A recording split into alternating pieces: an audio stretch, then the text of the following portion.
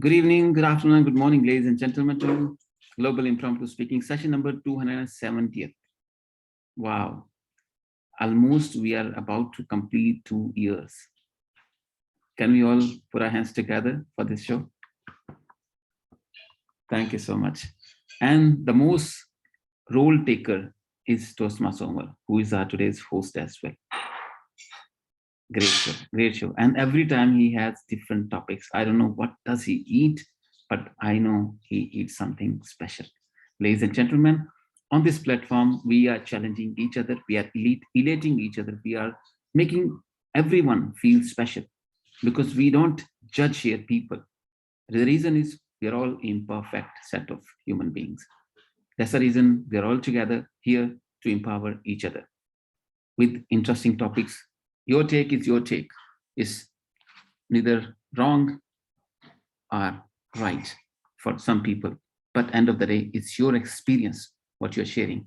That's what I learned something from every one of you. Ladies and gentlemen, you will be speaking for at least 1 minute and maximum 2 minutes and 30 seconds. This meeting is being recorded, so I prefer, I suggest, I implore, I insist, at least watch your version so you can manage your next version, next take. You can at least judge yourself because you are the good critic, or the worst critic, and the great judge for yourself. If you don't manage yourself, people will give you different perspective of your speeches. Ladies and gentlemen, this is how I learned. This is how I've been training myself ever since I joined Toastmasters. This is the byproduct of Toastmasters International. Let's thank Toastmasters as well today. Ladies and gentlemen, it has completed 97 years. In next couple of years, it will be completing 100 years of this beautiful journey. I will not take much of your time, ladies and gentlemen, but to call upon our today's host, who seems serious today, but after my words, he will smile. I know that he will blush. And the reason to make him smile is to give us easy and interesting topics, not to challenge us with very, very challenging topics. Ladies and gentlemen, let's put our hands together. Our very own, rather, Toastmaster Umar Farooq as today's host. Over to you, sir. Thank you, Amjad, for such an introduction. Whenever you say he's serious, I start to stop being serious. Welcome everyone to this 270th session. Incredible. See, every journey starts with a single step, and we are now at 270th. After 30th, we'll complete the third century.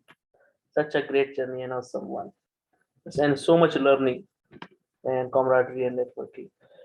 So today, as usual, I am famous for giving very easy topics, so I will give you easy topics, and there will be questions, no, not quotations, and questions that will intrigue you. Okay, we will take in your perspective about what you think about those things, and we'll get to know you in a way, like in a different way. So let's start. What of the day is sentient, to perceive and to think about. Okay, so let's start. Furidame, your topic is, do we have a predetermined path? Do we have a predetermined path? Furidame.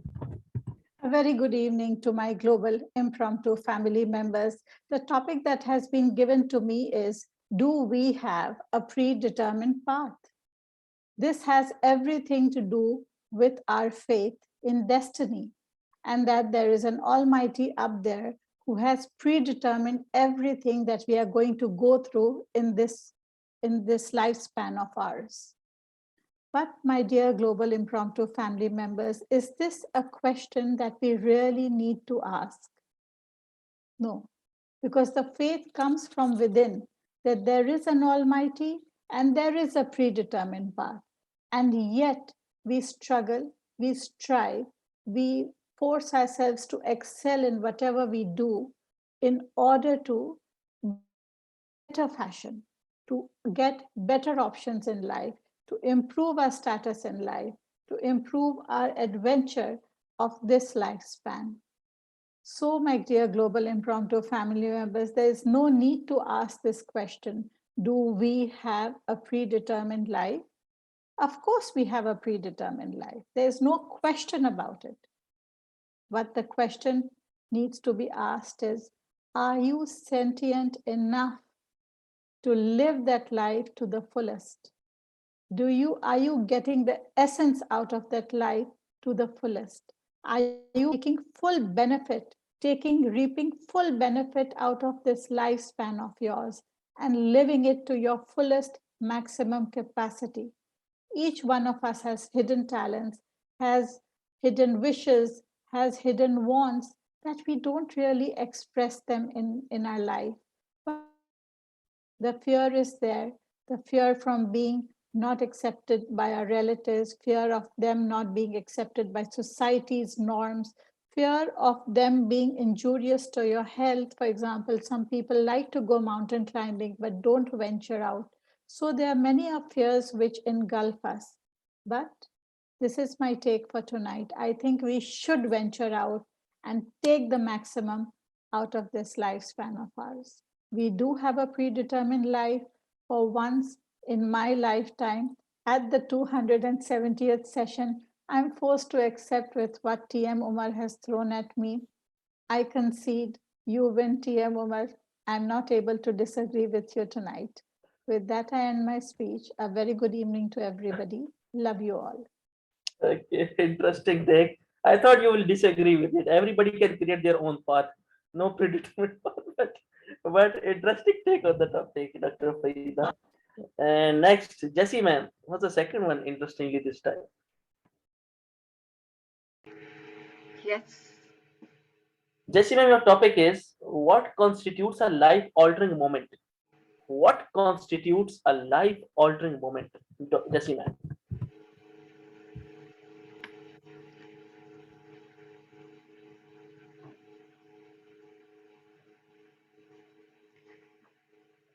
Fellow Toastmasters and Impromptu family, good evening. Life altering moment could be a tragedy in life, something happened, or take it for example, the Ukraine-Russia war that is happening, which is beyond our control. You have no control. Immediately there is a threat to your life, you pack up and travel and seek refugee status and this and that, and such a terrible thing it is. But do you have, it is a life altering moment. That's not in your hand. A tragedy happens in your life. Somebody dies, spouse dies, life, your total life takes a full turn. You living in the Gulf countries where you have no security of jobs. The minute your job goes, you only have 30 days and you go back. These are the things I think these are what constitute a life altering moment. Your life can be altered anytime, but one thing is certain: if you know at any situation you can survive, possibly you will accept. Take for example, it is hard to accept life altering situation, but when you have no option, what do? You change your lifestyle, you move with the time. If there is a earthquake, your life is totally altered or without your consent.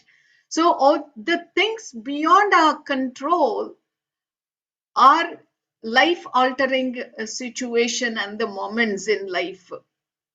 I have my life altering situation.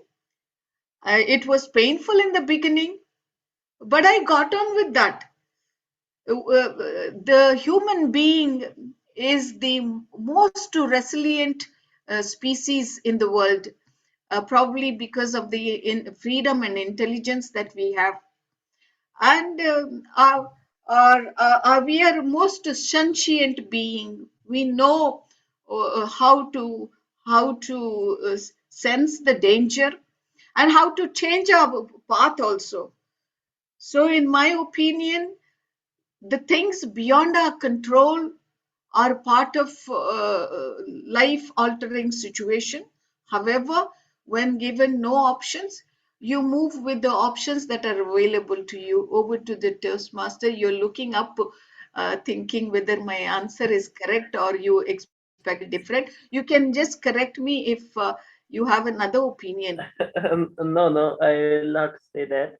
You said it right also. But what is the thing is that a lot of time when I ask this question, what is your life altering moment? Everybody will give it a negative perspective. Okay, something dangerous or something. A life altering moment can be a very happy one also. Every time when it's asked, everybody will say disaster or misery or war or something. Life altering or life transforming moment can be a very happy one also, that change your life for better. So, but good take. I agree, but anyone is happy. They don't go to change people. People are really hesitant to change. No, a moment that changes you. It makes you Ah, more happy. That is the thing. okay. But Lottery. good, yes. Maybe you can say it can be anything. Okay. Okay, Savita ma'am. Yes, sir. Savita ma'am, your topic is: would your opinion change of someone if you found out they had committed crime in the past? Would your opinion change of someone if you found that they have committed crime in the past? Thank you, Table Topic Master, and my greetings to everyone present here. We people generally form opinion based on our experiences, our interaction with the person, either at present moments or sometimes past moments. Yes, our opinion change with different interactions. If you know a person, then you have a belief or you make an opinion about that person, that this person is of particular type. That belief, sometimes it's so strong, even though after a particular time, particular era, you come to know that person has committed some crime. Our mind, if that belief is strong, tries to find out that there must be some reason that that person must have committed crime. If you have a positive feeling towards that person, your mind tries to, find out, no, there must be something in that person's life, some situation, which made him or her do that crime. That is the belief. That is the belief I feel. But on the other hand, mind tells also situations can be different in life. One particular stage of life, the situations are different and your behavior and your interaction are different. Situation change. Person also changes with this with different experiences. So the change can come. But if you have a belief in a person, then that belief will definitely guide you. There must be some reason in the past. That's why that person must have committed crime. I think if I believe a person, I will not change my opinion. If I have a faith in some person, that belief will tell me there must be some good reason that person was like that. And there is a predetermined path for everything if you believe. So that belief in predetermined path will also make my opinion same. It will not alter that opinion. There can be reason for any change in the life. Thank you. Back to you, Toastmaster Omar. Interesting. Well spoken, Toastmaster Savita. And yes, don't judge a person by its past, but what he is in present. But good take on the topic. So next we have Najla ma'am, the head of nursing department, the teacher nurse. I'm not the head of anybody. I'm the head of myself. You are head of yourself. Okay, that is great. It's good start. Okay. So your topic is, what would your life look like if you were born 50 years before your time? What would your life look like if you were born 50 years before your time? Najna ma'am, You I never put give it a in the chat. question direct, يا أخي. Wallahi, you never give a question direct. You're always giving me a hard time. Okay.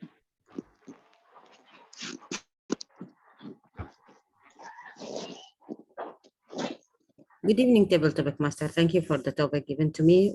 What would your life look like if you were born 50 years before your time? Is there anybody, any person, anything in this life being born before its time or dying before its time? I don't believe so. But as Omar Farouk, DTM, Disturbed Toastmaster, Omar Farouk, quality auditor, always disturbing me with such question. But it's a nice question though.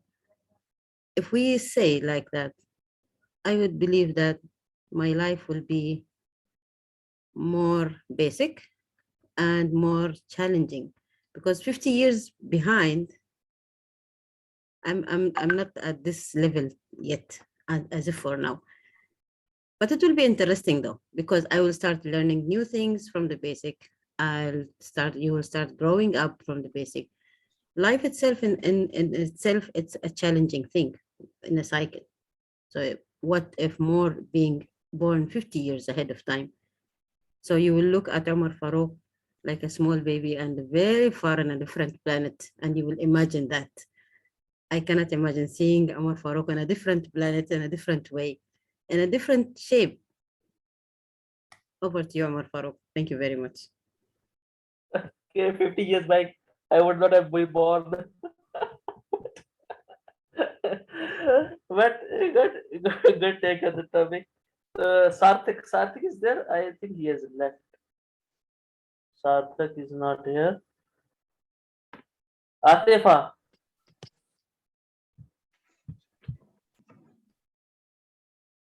Okay. Atifa Deshmukh Shah, the tourist. She's on a roll of globe trotting. Huh? I am in Dhaka now. India So, trotting. Huh? Okay. So, no, I'm in Bangladesh, Dhaka. Dhaka. Okay. Yeah. Great. So your topic is, what is the harsh truth about yourself that you ignore? What is the harsh truth about yourself that you ignore, Atifa?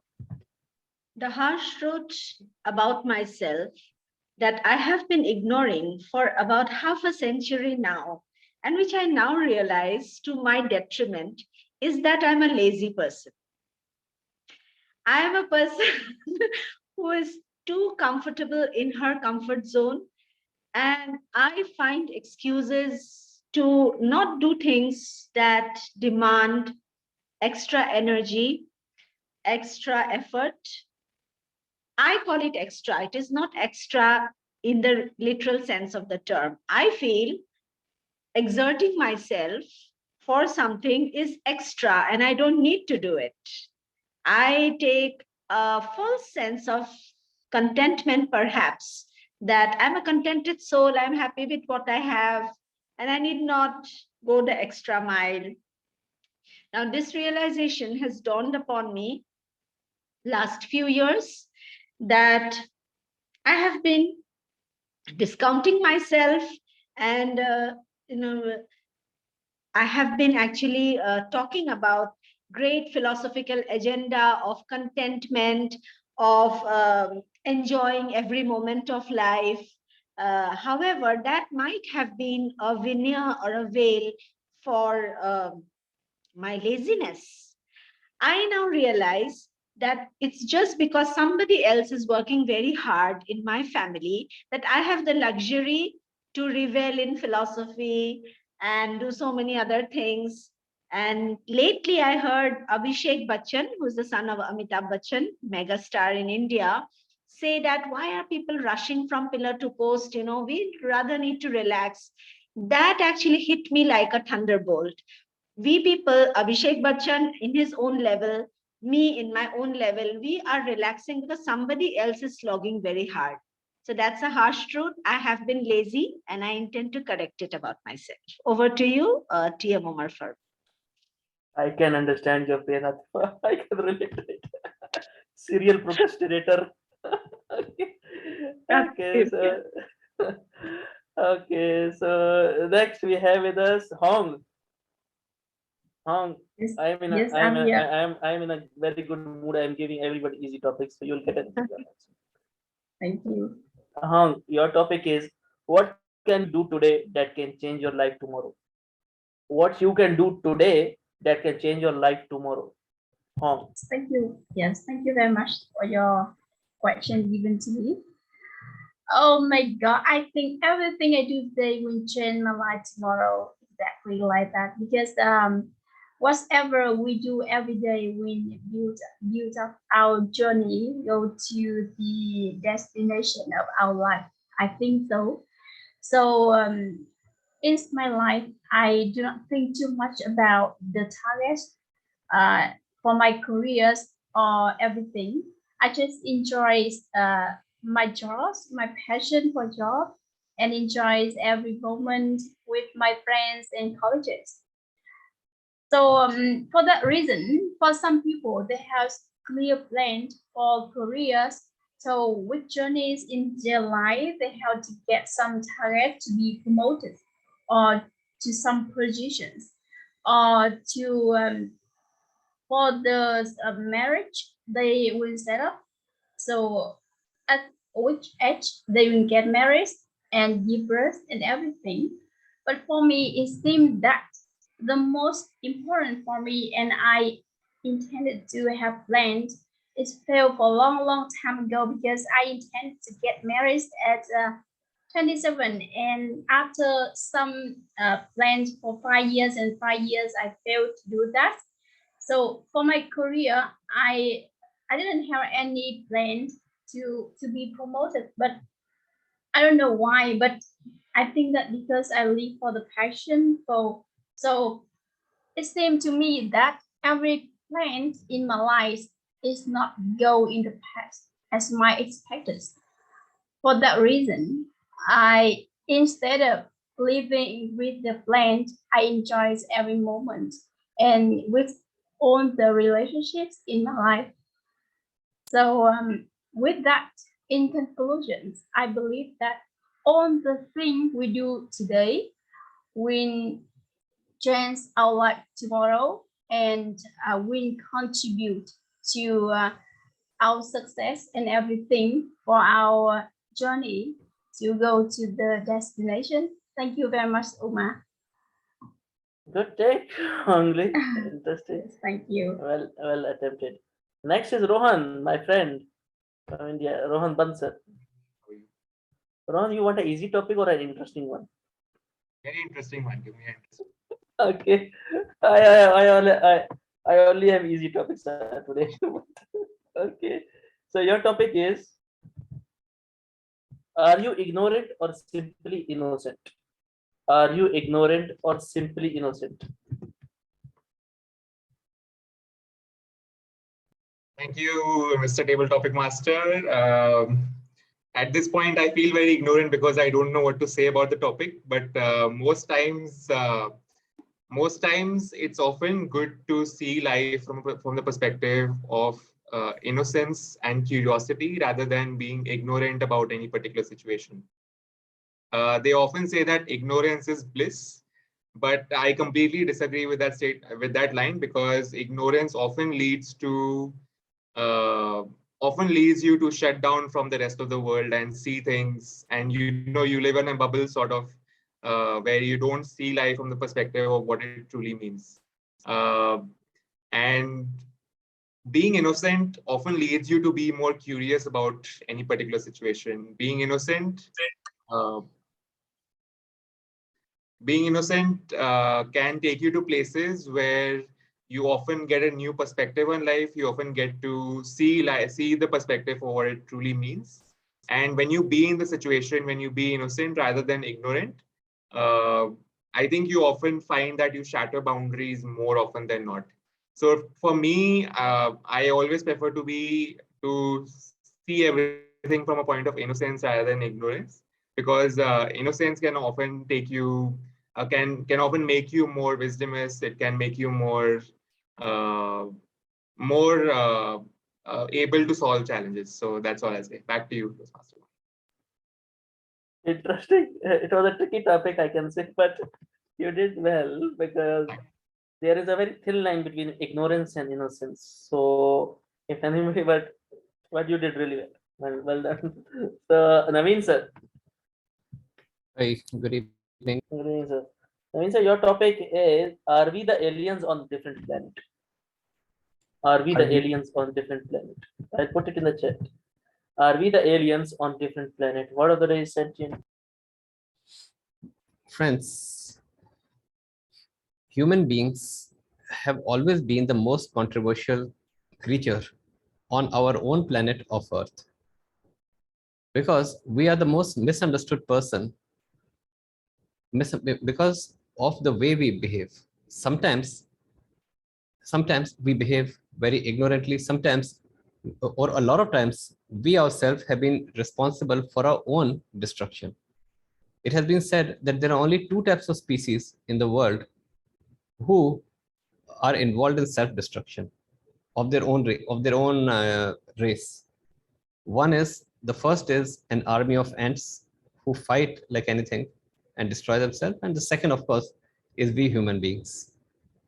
We have got the habit of classifying ourselves on the basis of race, on the basis of religion, on the basis of color, on the basis of I don't know what not, and that has been the biggest cause of destruction ever since our evolution has taken place. But nevertheless, if we see the way animals behave, like I used to have a pet dog about 10 years ago, and he used to be so affectionate that I used to feel that they are much more human, and they are the ones who really deserve to be on this earth rather than we humans. We are more or less like aliens on the way we behave. Of course, it has always been a controversial topic. That is, I mean, how we can really resolve this issue. But honestly speaking, I don't see any resolution to this. Today we have developed our technology even to go to other planets to see if there is water on Mars, if there is any possibility of life in Mars. But let us at least develop our own planet where we are living. Of course, we have so much potentiality to make our world a better place rather than going out to some distant alien place to look out for life. So friends, the thing is, our behavior determines how human we are, or are we really human or not. The same thing comes on our relationships, and because that is the foundation on how we can choose to be aliens or nomads or a civilized person. Of course, the basis or the foundation can be only when you choose a proper relationship with any of your near and dear ones.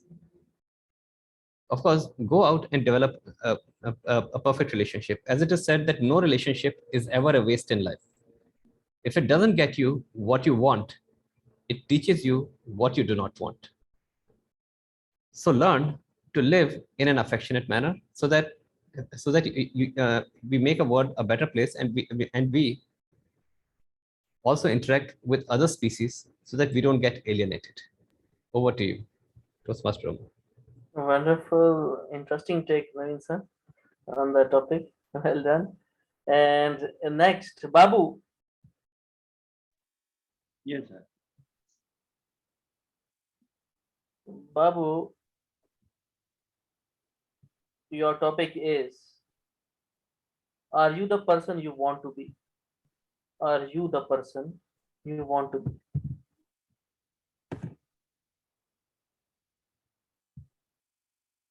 If I am the person who I want to be, there will be no scope of development.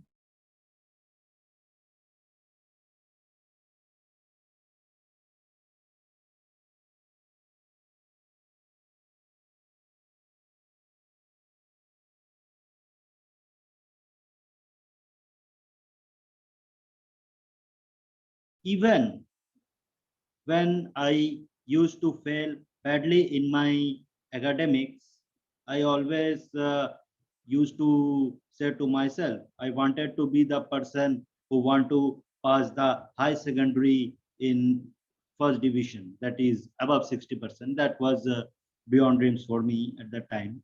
And I worked hard and I achieved it. That was not a big deal because my friends and classmates, they achieved 80%, 90%, 95%. But after that, again, some desire came within my mind and I wanted to become some other person. I wanted to become a person who will work, a person who did not wanted to pursue master's degree, who wanted to do his business. And after working here and there and doing my business at this very moment, again, I have developed a habit that I want to work on my communication skill. I want to become a public speaker. I want to attract more and more person, not around my business circle, but also around the world, also around my community. Maybe something will again come in my mind, and then I will try to become that person. So how can I be a person that I always wanted to be? Because I don't know that how many times will I want. Innumerable times. Even after this, I will start wanting something. When I was not married, I wanted to get married. After getting married, again something I will want. So there is no end to wanting. So if we say that anyone has become the person he have wanted, then we will say that he is a stone or a pillar. Over to table. That is interesting, Babu. I always feel that can we ever become the person we want to be? Because it is always continuous. You can never. It is something that is continuous. It keeps on going on. So wonderful. Next is Toastmaster Afak. Ginny is not here, but we'll see. Yes, Umar, I'm here. Okay, it's a little long question, but interesting one. So, but I will put it in the chat. Does knowledge have value, or do we consider being knowledgeable to inform our own perception of value? I'll repeat. Does knowledge has value, or do we consider being knowledgeable to inform our own perception of value? I'll put it in the chat.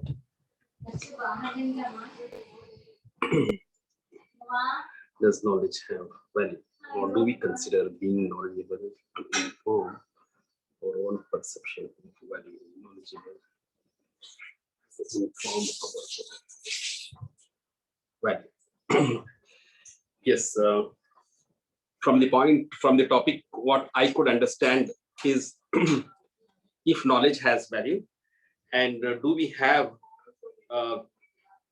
knowledge to inform our own perception? Does our knowledge inform our own perception? What we have to? I think I will try on this. Absolutely, in a word, to begin with, we all are here for a knowledge. We join Toastmasters Club for a knowledge, for the knowledge to be applied and make ourselves better in communication, or maybe in other traits as well.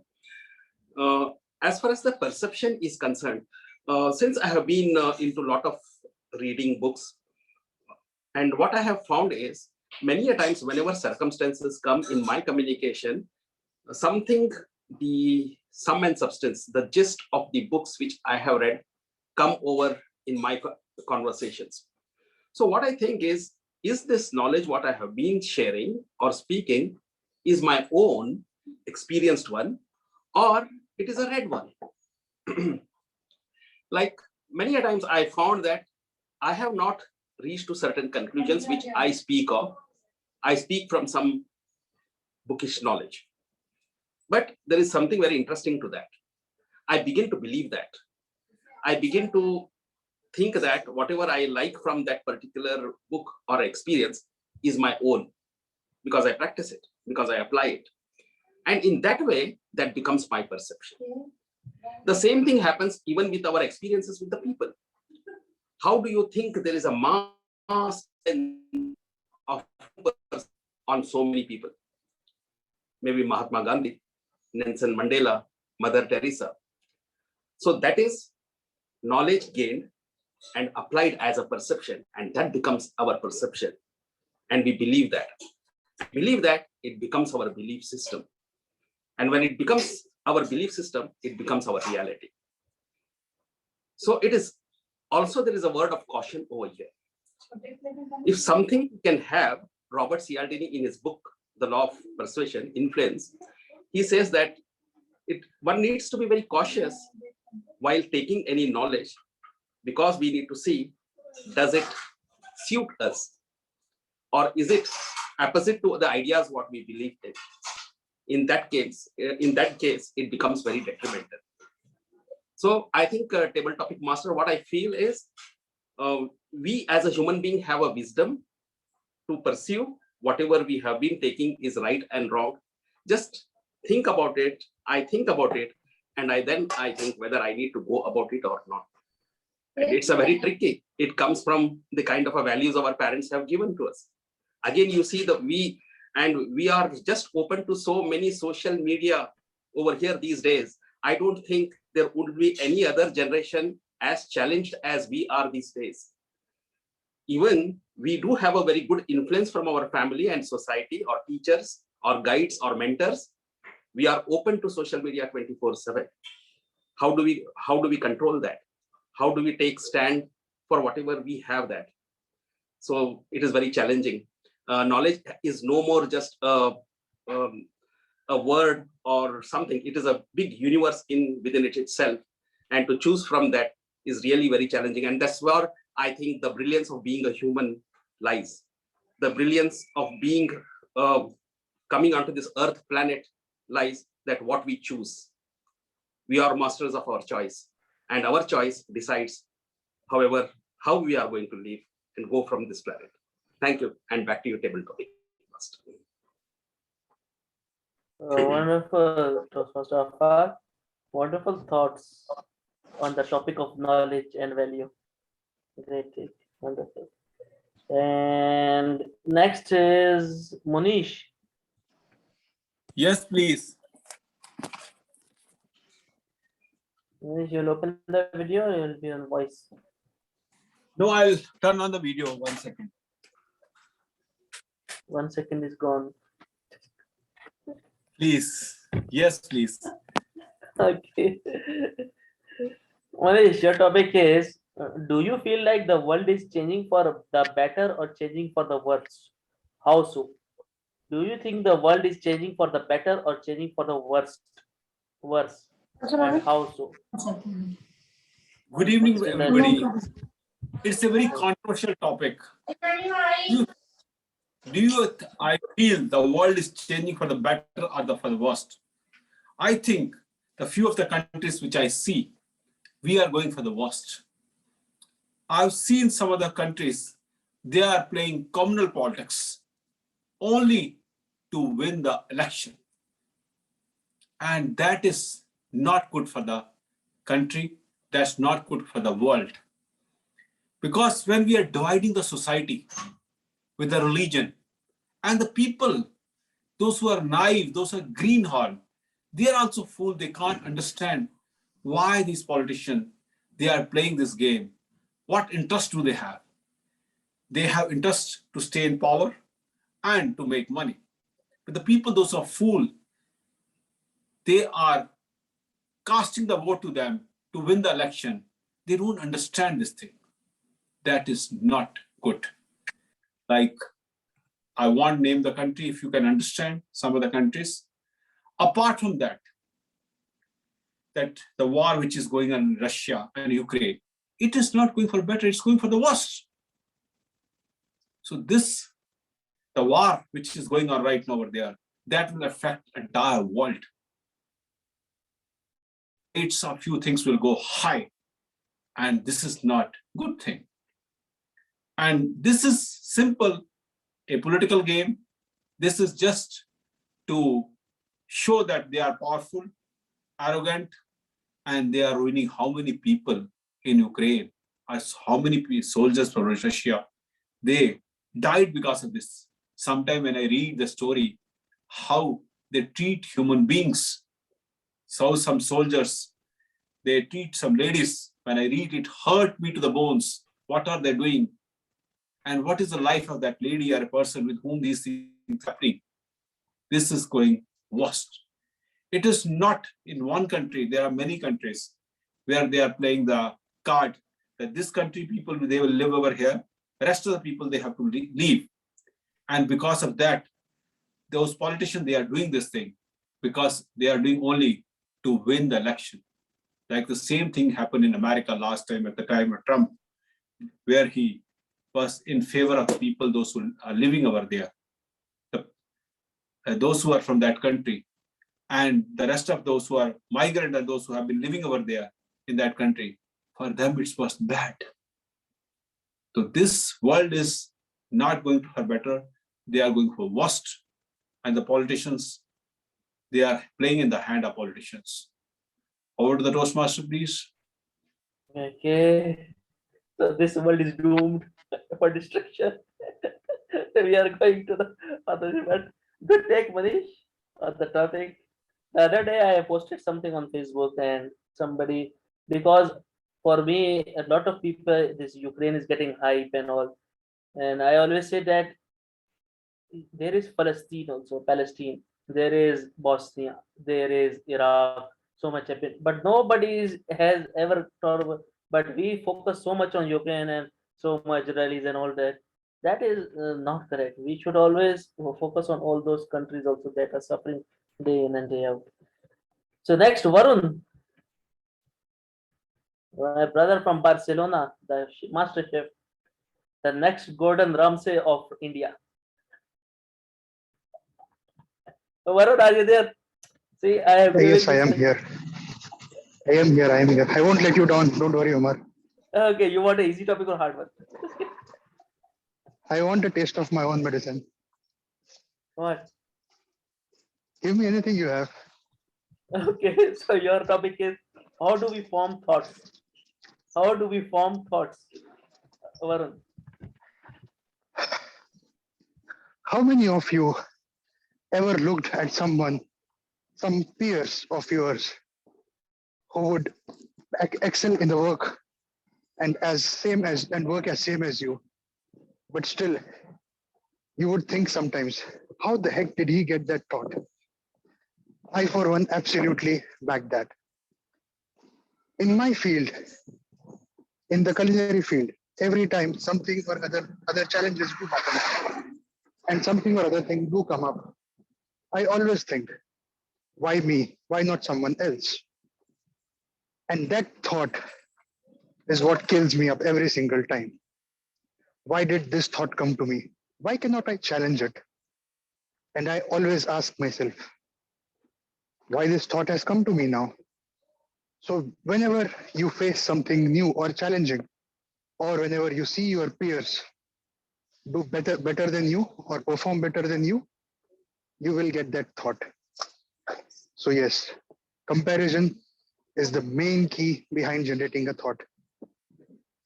For example, you see someone walking on the road without footwear. You will think, why does this man does not have a footwear? And it generates a thought. You will listen to someone, for example, a radio. When you listen to radio telling about how the war is happening in Ukraine versus Russia, it will generate a thought in your head. Why the heck is it happening? If you touch something, for example, a cactus, why is it thorny? It is generating a thought in you.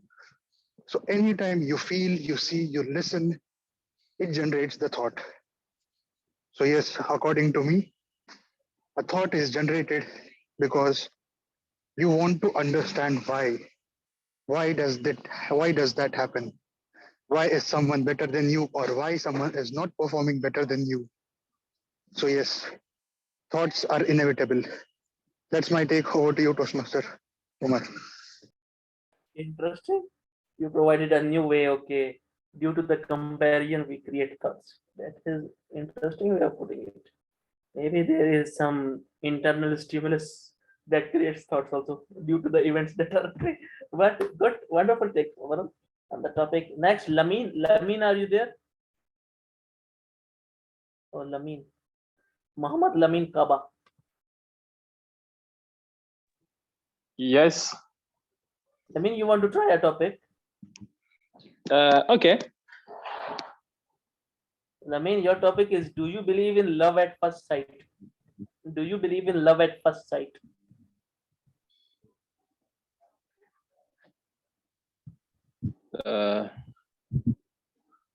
If thank you for this question about love. Personally, yes, I believe in love, but love at first sight can be we can compare this that an opportunity for someone who is which reaches a companion, which reaches a friend, or who reaches a candidate to be in couple with him. We can see some example for first for to love on first sight, which are a success couple, but sometimes this kind of relation failed. It can be a success or it can fail. It depends of the two person who are in couple. For me, it can be a good opportunity for a man or a woman who is researching a companion, who is researching a person to be in couple. To conclude, I can just say I believe in. Thank you, dear Umar. Wonderful. Good take, Muhammad Lami, on the topic. So, Pragya, you are putting some text in the chat. I know love is in first sight. A mother falls in love. I know this famous line. That is, bring some new one. Mother falls in love with the kid. Pragya, are you there? Your topic. If I'm writing, I'm there, no Umar. You are there, but you are there for the topic or not? Yes. Pragya, your topic is easy. I'll get every topic is easy for you. So, Pragya, your topic is: if you are to be lost, would you want to be lost in a sea or in a desert, and why? If you are to be lost, would you like to be lost in a sea or in a desert, and why? Pragya. I would absolutely want to get lost in a sea if I have to get lost. The reason for that is that I love beaches, I love water, and I love the depth that it carries. There is so much to explore in a sea. I don't say that there might not be things to be explored in a desert, but then I am one person who's a water baby who loves to be around water, and I would love to explore the life which lives underwater. I was once seeing a video which was telling that the maximum depth somebody has gone to is somewhere around 2,500 or something. But what lies beyond that is still something which is not known to people. There are so many mysteries, so many ships, so many things that have been lost there, so many lives that have been lost there. So there's too much to explore in a sea, I would say.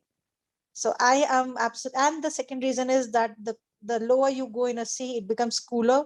The more you go into the desert, it becomes warmer. I am absolutely somebody who hates that kind of a heat, especially belonging to Rajasthan. I've had enough of deserts. I don't need any more of them. I would love to get lost in that sea and explore the life that lies beyond the surface and get into depth. Over to you, Amar. Okay, let's drop Pragya in a sea, stranded alone in middle of the sea, and she can enjoy the beach in middle of the sea, and she can enjoy the sunset also in middle of the sea. Good, good, good, good. So let's go on to Kamaljeet. Kamaljeet, are you there? Kamaljeet Kaur. Yeah, yes, I'm there, Umar. Kamaljeet, so you are working also, no? You are working, lady, or a student? Yes, yes, I'm a teacher. And recently I switched my job, so now I'm a project manager actually. Okay, okay. So your topic is, other than your paycheck, what makes you get up in the morning? Other than your paycheck, what makes you get up in the morning? Kamaljeet Kaur. Other than your paycheck. So if somebody tells you that the morning that you are going to get up, you are going to get 1 million rupees, what would you do? Definitely, you'll get up at 4 a.m. and try to grab it and get it. But if I talk about myself, if somebody tells me that there would be something new to do next day, I'll definitely get up in the morning and do it. Let me give you an example.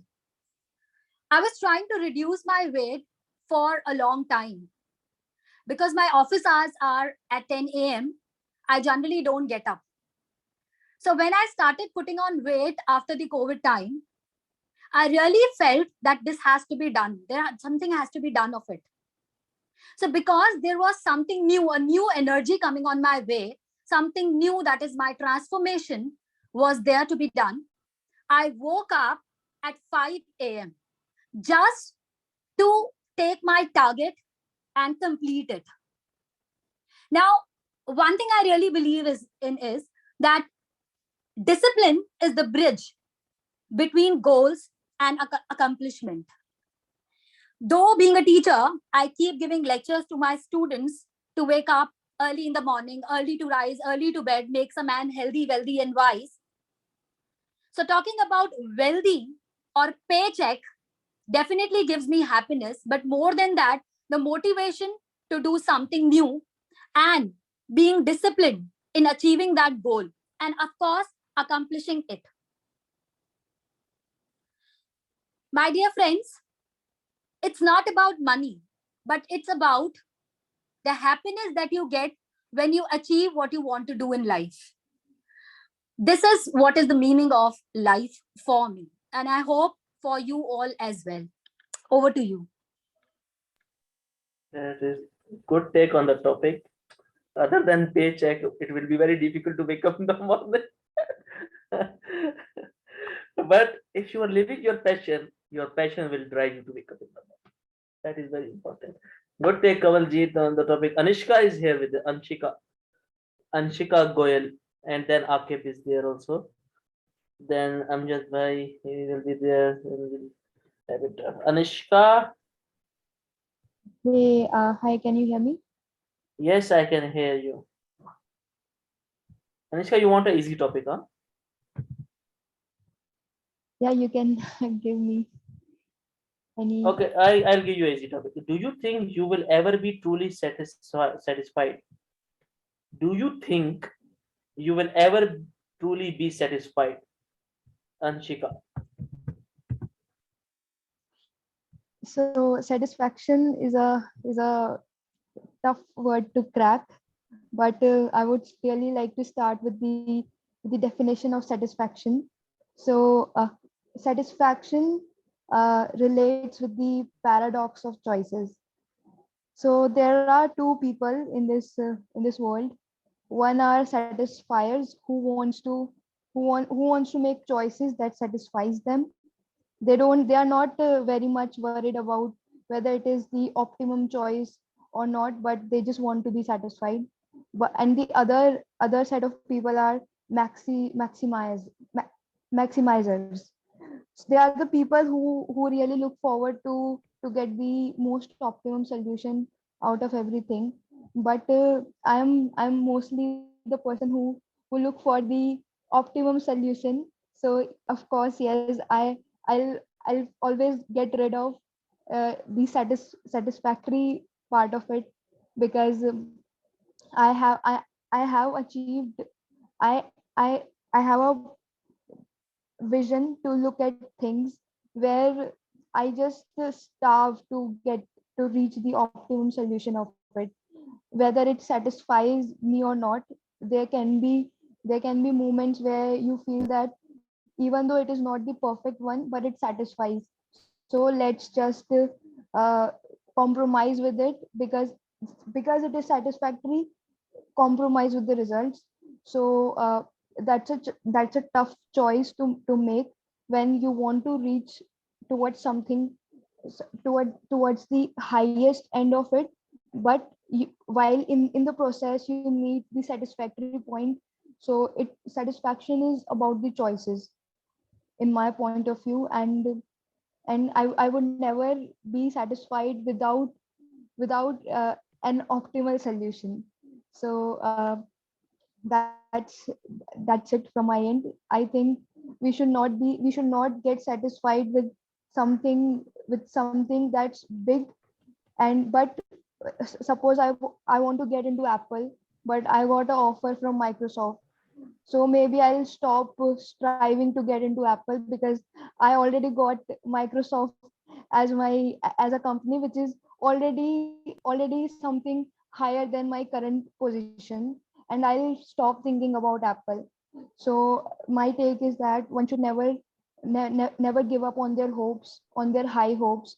They should keep going on with the high hopes, and should not get satisfied with once they achieve they have once they have already achieved something bigger than their current state. That's it. So interesting. Satisfaction is a paradox of choices. That is an interesting proposition, Anshika. Good take on the topic. So I love some time back during my study days, I studied this concept of minimax, maximax, different criterias of achieving your goal or something. So minimization, satisficing, and then maximization. Where satisfaction comes in the middle. So, but good take on the topic. Wonderful. So, second last, Akib. Yes. Akib, your topic is everything you perceive just a figment of your imagination? Is everything you perceive just a figment of your imagination? I'll put it in a chat.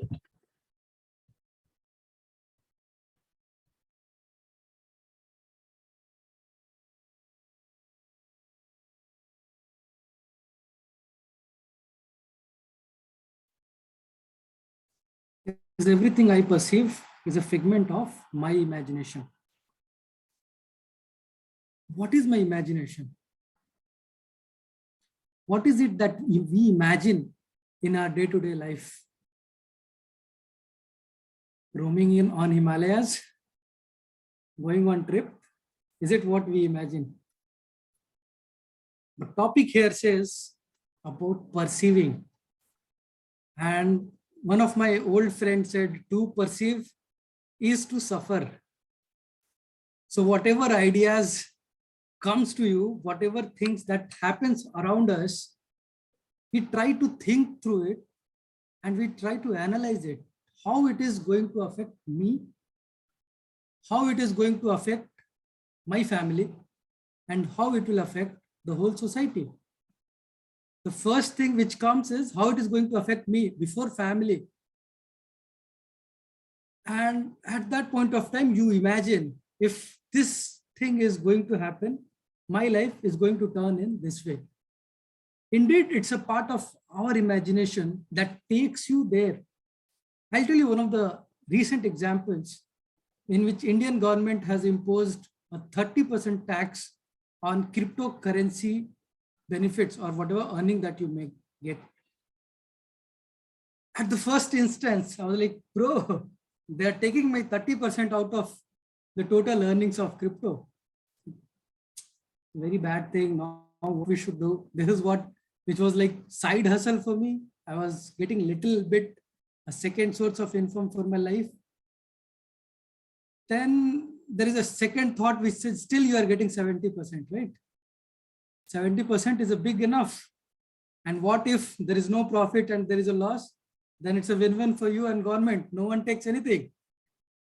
Indeed, perceiving is a part of your imagination, but how you look at things will take you to different places. If I take it negatively, definitely it is going to hurt my mind and I'm going to get frustrated. If I take it positively, it will make me grow. It will take me to, again, next levels. And that is what we are looking for. We are all looking for growth. So please try perceiving whatever thoughts come to you, whatever issues comes to you, but in a positive way. Over to you, Toastmaster Umar. Wonderful, interesting take on the topic. To perceive is to suffer. That is a interesting thought. So we have with us DTM Amjad. Yes, sir. DTM Amjad, your topic is, when do you truly become an adult? When do you truly become an adult?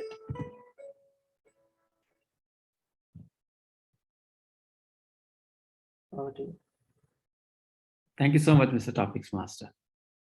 When do you really become an adult? Let's first of all learn when you are a child. What exactly do you do when you are a child? You want things for yourself. You are kind of risk-free. You are living risk-free life. You don't care. Your parents have to follow you, take care of you, isn't it? And when we become adult and we think we have become wise and now we can live our life the way we want, or we know everything. Our parents, our elders, they know nothing about our life. They're old-fashioned. We think we have become an adult. When we become an adult, we think we have become an adult, but people do not think. As per my point of view, we become an adult when we start thinking about other people.